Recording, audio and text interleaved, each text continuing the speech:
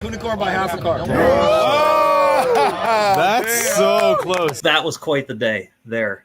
It was just a wild thing to be a part of, to have built this, very wild side-by-side, really intending to sand drag for the most part, and then have the opportunity to throw some fat slicks on it and go out and race, the Hoonicorn, which is obviously an iconic car, and hang out with Lia Block and that whole Hoonigan crew. Like, that was a pretty wild thing to be a part of. It was a very hectic day, but when it was our time to go out and film, Ken very much made it a point, to come over and have a conversation with me in particular, and was just very friendly and such a genuine guy. It was a great interaction. And then we did the race, and it was his daughter Lia that actually drove the car when we did it. That was their big surprise. But I'm out there racing this 1,300 horsepower side-by-side on an airstrip with no rubber down, with oil and all this stuff. So, I'm getting a little wild out there, machine spinning, I'm pedaling it all the way down. It's, a couple of pretty crazy runs, but got it down through there successfily. It was close. A car and a half.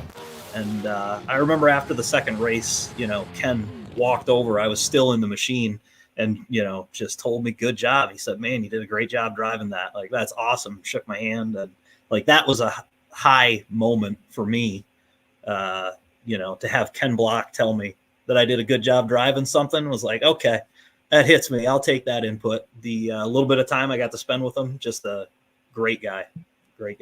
You're racing a four-wheel drive, high horsepower car. You're in a two-wheel drive side by side. How did you do? Not too bad. It's that car on that day was about 1,600 horsepower and all-wheel drive, like you said. And we did okay. We only got 2 races. The first race, I lost by probably a car and a half. And then we came back, and I loosened up the rear suspension a little bit, did a little longer burnout, got it to hook a little better.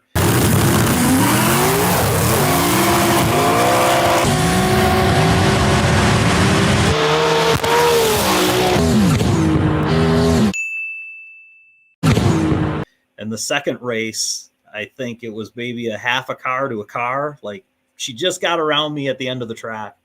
And I came back thinking I was going to get a third race, and I was hyped up because I knew, like, one more adjustment, one more hit on these tires. Like, this next race, I got it. Like, I knew I had that third race. And then because we were so tight on filming, they had to move on. So I never got the third race, which is unfortunate, but, they were close races. We made them sweat for sure. So that was real close.